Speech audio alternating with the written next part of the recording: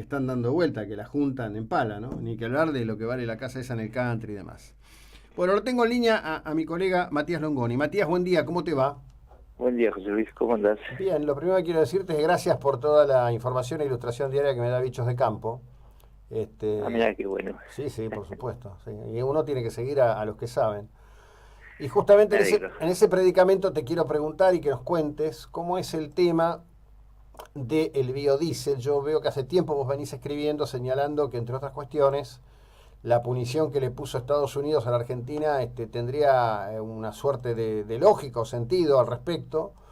Y ayer eras el único que, digamos, planteaba una posición distinta. Bueno, el resto no plantea una posición, el resto directamente titulaba el gobierno le aumentó la retención al biodiesel. Contanos cómo es esa ecuación. Claro, lo que sucede es que después de los trascendidos de toda la semana respecto de que el gobierno podía revisar el cronograma de rebaja de las retenciones a la soja, y el gobierno con la ingenuidad comunicacional de la que padece ya, como enfermedad crónica, te diría, Sí. porque el presidente en persona desmiente que vayan a tomar las retenciones y el lunes a la mañana amanecemos en el boletín oficial con una suba de las retenciones al biodiesel.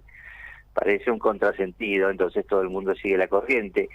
Pero la suba de las retenciones al biodiesel hay que analizarla particularmente, digo, no es que van a penalizar nuevamente al sector agropecuario con una suba impositiva, sino que hay que hacer un análisis un poco más profundo.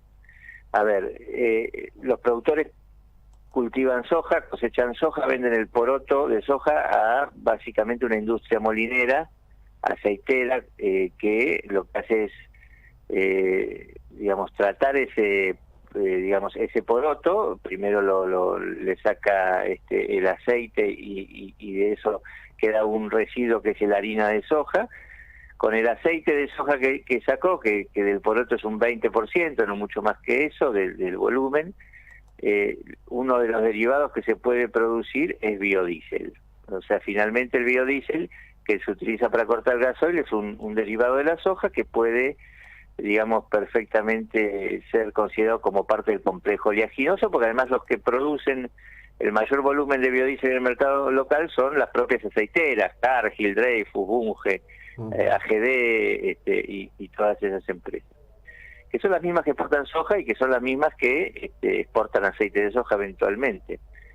Bien, lo que hasta ahora sucedía, hasta diciembre del año pasado, es que el biodiesel tenía, a diferencia de todo el resto de productos del complejo de la soja, que tenían retenciones muy altas, el biodiesel tenía una retención increíblemente baja, que llegó a estar del 0% casi todo el año pasado.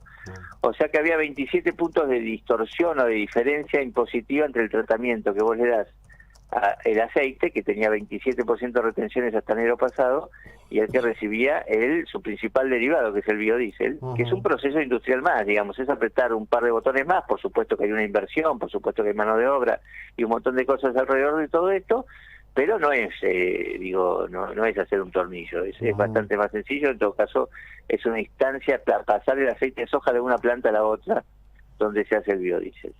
Y gracias a ese pase, las empresas tenían un diferencial cambiario muy beneficioso.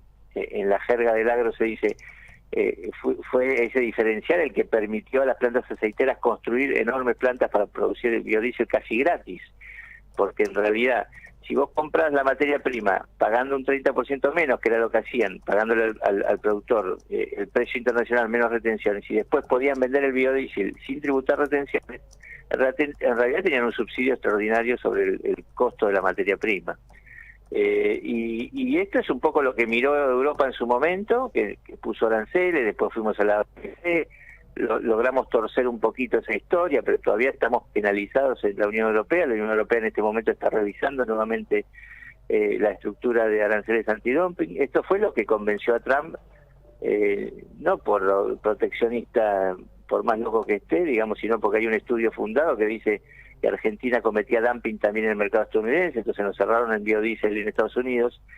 Y entonces lo que está sucediendo es que desde enero, desde diciembre en realidad, cuando se puso en marcha el cronograma de reducción paulatina de las retenciones a la soja y al aceite de soja, también se está tendiendo a cerrar la brecha esta brecha entre retenciones que existe entre un producto y el otro. Y entonces primero fue que la soja empezó a bajar a razón de medio punto por mes de retenciones, y se elevó de 0 a 8% la retención al biodiesel. Aún así la brecha sigue siendo muy grande, y ahora que están intentando mantener mercados abiertos, esto es por lo menos lo que dicen en el gobierno, cerraron más la brecha subiendo las retenciones al biodiesel al 15%, con lo cual te queda una brecha todavía de 10 puntos para agregar valor y en todo caso para convertir. Digo, porque no hay un problema ideológico con las brechas. A veces vos definís como país una política nacional de desarrollo industrial y mantenés una diferencial para incentivar a las empresas a agregar valor a sus productos, y está bien eso. De hecho, la Argentina siempre tuvo una diferencia entre el exportar poroto, que tributaba 30, y exportarlo como harina o como aceite, y exportabas unos puntos menos. Pero eran unos puntos menos, eran 3 puntos menos, no 27 ni 30. Claro. Cuando son 27 o 30 puntos de diferencia, vos estás claramente hablando de una transferencia, no del Estado hacia los industriales, sino de los propios productores, los chacareros, a los industriales, ¿no? Que un poco la lectura, la síntesis es: los chacareros le financiaron la construcción de empresas, de fábricas acá, Argil, Bunge y todos los colosos esos, ¿no? Claro.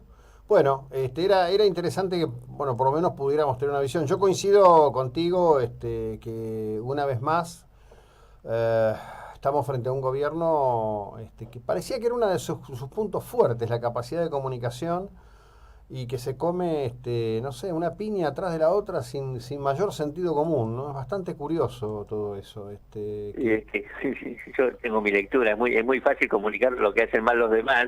Sí, claro. Y el ex gobierno tenía muchas cosas para comunicar en ese sentido, que los aciertos de uno, ¿no? No, Ahí está la dificultad. Yo lo que digo es, lo complejo es esto, es decir, en su momento se suponía que Duhovne se incorporaba por su capacidad de comunicar sobre la economía, basado en el curso de tomar whisky con Pagni que hacían en la televisión a la noche, ¿no?